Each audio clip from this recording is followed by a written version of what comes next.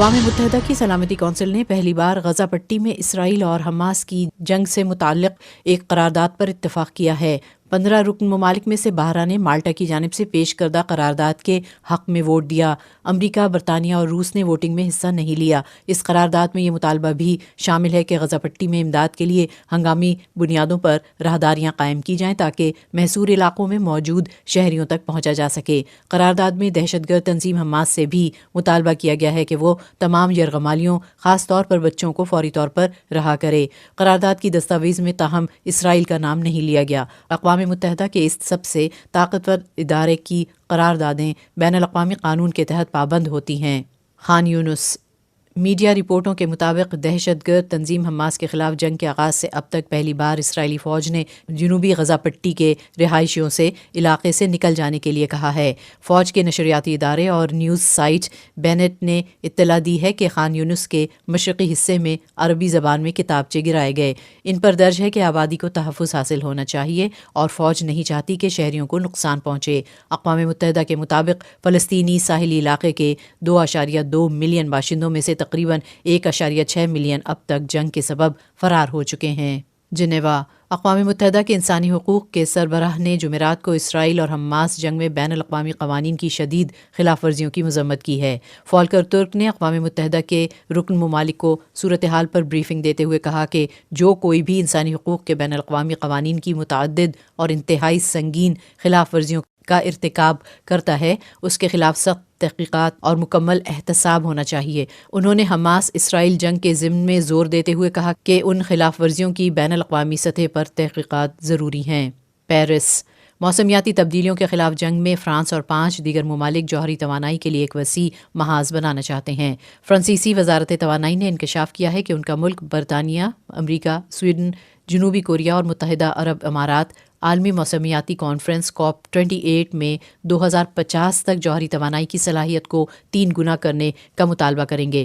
France کی وزارت توانائی نے کہا ہے کہ جوہری شراکت کے بغیر پیرس موسمیاتی معاہدے کے اہداف کو پورا کرنا اور گلوبل وارمنگ کو محدود کرنا ممکن نہیں ہوگا۔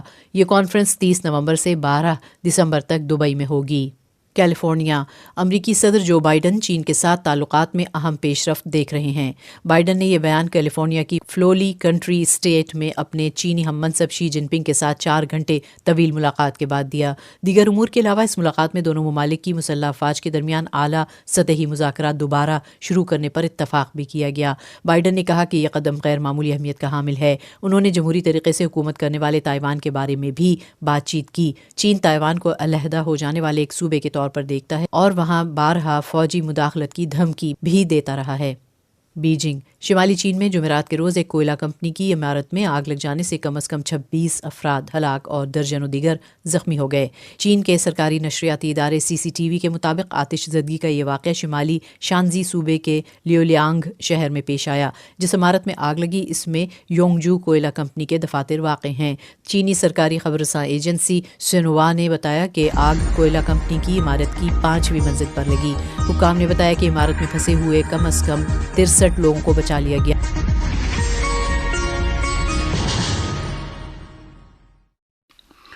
اقوام متحدہ کی سلامتی کونسل نے غزہ کی جنگ میں انسان دوستانہ بنیادوں پر وقفہ لانے کے لیے پیش کردہ قرارداد کی منظوری دے دی۔ اقوام متحدہ کی سلامتی کونسل نے غزہ میں فلسطین کی اسلامی مزاحمتی تحریک حماس اور غاصب صہیونی حکومت کے درمیان ہونے والی جنگ کے آغاز کے 40 روز بعد اس علاقے میں جنگ بندی کے بجائے انسانی بنیادوں پر وقفہ پیدا کیے جانے کے بارے میں قرارداد منظور کر لی۔ پاس کردہ قرارداد یورپی ملک مالٹا کی جانب سے تیار اور پیش کی گئی تھی، جسے سلامتی کونسل کے 15 رکن ملکوں میں کسی مخالفت کے بغیر 12 ووٹوں سے منظور کر لیا گیا اور کسی مستقل رکن ملک کی جانب سے ویٹو بھی نہیں کیا گیا۔ البتہ رائے شماری میں سلامتی کونسل کے 3 مستقل رکن ملکوں امریکہ، روس اور برطانیہ نے حصہ نہیں لیا۔ مالٹا کی اس قرارداد کو 22 عرب ملکوں کی بھی حمایت حاصل تھی، جن میں اقوام متحدہ کی سلامتی کونسل کے موجودہ غیر مستقل رکن ملک متحدہ عرب امارات بھی شامل ہے۔ جنگ میں وقفہ لائے جانے کا مقصد غزہ کے عوام کے لیے انسان دوستانہ امداد فراہم کرنے کا راستہ ہموار کرنا ہے۔ جبکہ یہ اقدام بین الاقوامی انسان دوستانہ قوانین کے مطابق عمل میں لایا گیا ہے۔ اس قرارداد میں اس طرح تمام قیدیوں کو غیر مشروط طور پر رہا کیے جانے کا مطالبہ کیا گیا ہے اور دونوں فریقوں سے عالمی اور انسانی حقوق کے بین الاقوامی قوانین پر عمل کرنے پر بھی زور دیا گیا ہے۔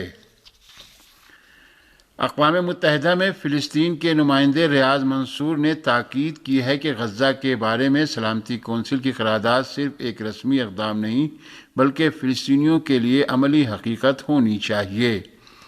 ریاض منصور نے سلامتی کونسل میں اپنی تقریر کے دوران مذکورہ بات کہی۔ انہوں نے کہا کہ سلامتی کونسل کی قرارداد میں غزہ میں انسان دوستانہ محدود جنگ بندی کا مطالبہ کیا گیا ہے، لیکن اس میں مسلسل بمباری اور تقریباً 5,000 فلسطینی بچوں کے قتل کی مذمت نہیں کی گئی ہے۔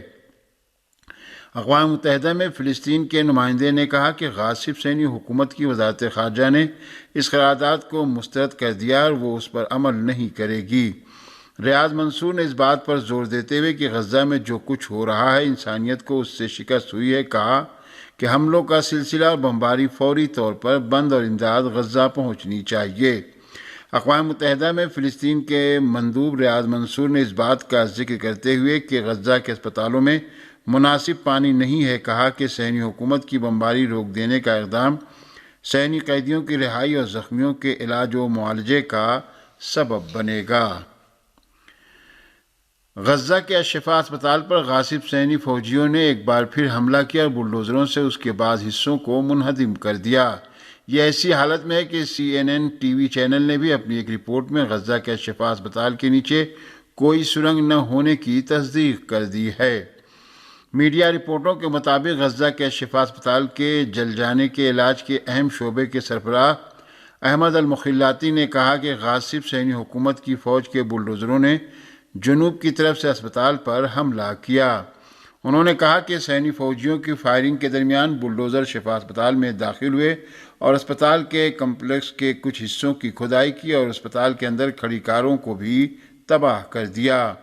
یہ ایسی حالت میں کہ CNN ٹی وی چینل نے اپنی ایک رپورٹ میں کہا ہے کہ ابھی تک ایسا کوئی ثبوت نہیں ملا ہے جس سے یہ پتہ چلتا ہو کہ شفا اسپتال کے نیچے سرنگیں موجود ہیں۔ رپورٹ میں کہا گیا ہے کہ اسرائیلی حکومت پر شفا اسپتال میں حماس کی موجودگی کو ثابت کرنے کا بھاری دباؤ ہے تاکہ وہ اپنے کچھ فیصلوں کا جواز پیش کر سکے، کیونکہ دوسری صورت میں شفا اسپتال پر حملے کا فیصلہ انسان دوستانہ بین الاقوامی قوانین کی واضح خلاف ورزی شمار ہوگا۔ CNN کی رپورٹ کے مطابق شفا کے ڈاکٹروں اور عہدیداروں نے ہمیشہ اس الزام کی تردید کی ہے کہ یہ اسپتال حماس کا کمانڈ سینٹر تھا۔ CNN کی رپورٹ میں کہا گیا کہ چینل کے کارکن شفا اسپتال کے عہدیداروں اور ڈاکٹروں سے بات کرنے کی کوشش میں ہیں، لیکن فی الحال ان سے ٹیلی فونی گفتگو ممکن نہیں ہے۔ رپورٹ میں کہا گیا ہے کہ یقینی طور پر ابھی تک ایسا کوئی ثبوت نہیں ملا جس سے یہ پتہ چلتا ہو کہ اسرائیلی فوجیوں نے اسپتال کے نیچے کوئی سرنگ یا تہخانے کا پتہ لگایا ہو۔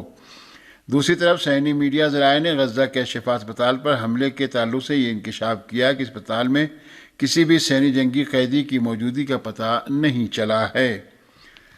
صہیونی ذرائع ابلاغ من جملہ صہیونی فوج کے ریڈیو اور چینل 13 نے اعلان کیا کہ غزہ کے شفا اسپتال میں کسی بھی صہیونی جنگی قیدی کی موجودگی کی کوئی خبر نہیں ہے۔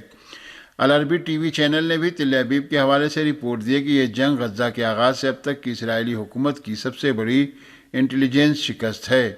اس رپورٹ کے مطابق اسرائیل نے غزہ کے آغاز سے ہی یہ پروپیگنڈا کیا تھا کہ حماس کے لیڈران الشفا اسپتال کے نیچے سرنگوں میں موجود ہیں اور صہیونی جنگی قیدی بھی الشفا اسپتال میں رکھے گئے ہیں۔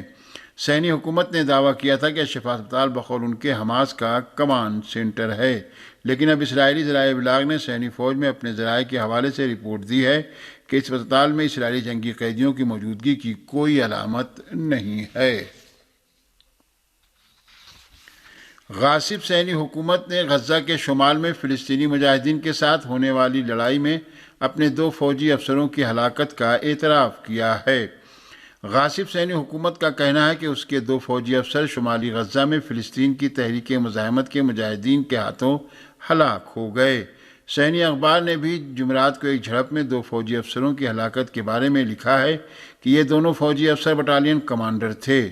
ان دونوں فوجی افسروں کی ہلاکت کے ساتھ ہی غزہ میں اب تک 368 سینی فوجی ہلاک ہو چکے ہیں۔ زخمی ہونے والے سینی فوجیوں میں کئی کی حالت نازک بھی بنی ہوئی ہے۔ واضح ہے کہ غزہ میں سینی حکومت کی زمینی کارروائی میں اسے بھاری جانی نقصان کا سامنا ہے۔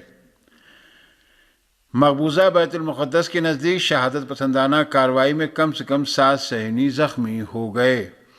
صہیونی ذرائع ابلاغ کی رپورٹ کے مطابق 4 فلسطینی نوجوانوں نے جمعرات کی صبح بیت المقدس اور بیت لحم کے درمیان ایک چیک پوسٹ پر انتہا پسند صہیونی آبادکاروں اور صہیونی فوجیوں پر فائرنگ کر دی۔ رپورٹ کے مطابق اس شہادت پسندانہ کارروائی میں 6 صہیونی فوجی زخمی ہو گئے، جن میں ایک کی حالت نازک بنی ہوئی ہے۔ اطلاعات کے مطابق صہیونی فوجیوں نے بھی اس شہادت پسندانہ کارروائی میں شامل افراد کی طرف فائرنگ کی اور 3 فلسطینیوں کو شہید کر دیا۔ موصولہ رپورٹ کے مطابق اس کارروائی کے فوراً بعد بہت سے صہیونی فوجی جائے وقوع پہنچے اور صہیونی فوج کا ایک ہیلی کاپٹر بھی شہادت پسندانہ کارروائی میں شامل 4تھے فلسطینی نوجوان کی تلاش میں علاقے میں پرواز کرنے لگا۔ صہیونی غاصبوں کے خلاف یہ شہادت پسندانہ کارروائی ایسے حالات میں انجام دی گئی کہ غزہ میں غاصب صہیونی حکومت کی وحشیانہ اور ظالمانہ کارروائیاں 41ویں دن بھی جاری ہیں۔ اور آخر میں یہ خبر کہ ہندوستان کی ریاست اتراکھنڈ میں سرنگ حادثے میں 40 مزدوروں کی جان بچانے کی کوششیں جاری ہیں اور ناروے اور تھائی لینڈ کے ماہرین کی مدد بھی حاصل کی جا رہی ہے۔ ہندوستان کی ریاست اتراکھنڈ میں حادثے کا شکار سرنگ میں 40 مزدور ابھی بھی پھنسے ہوئے ہیں۔ ان کی جان بچانے کی کوششیں بھی جنگی پیمانے پر جاری ہیں۔ ہندوستان کی ریاست اتراکھنڈ میں اترکاشی کے زیر تعمیر ایک سرنگ میں پھنسے 40 مزدوروں کو نکالنے کی کوششیں جاری ہیں اور دہلی سے بدھ کی روز متعلقہ مشین کو جائے وقوع پہنچایا گیا۔ ہندوستانی فضائیہ کے 3 خصوصی طیارے بھی 25 ٹن وزنی مشینوں کو لے کر حادثے والی جگہ پہنچے ہیں۔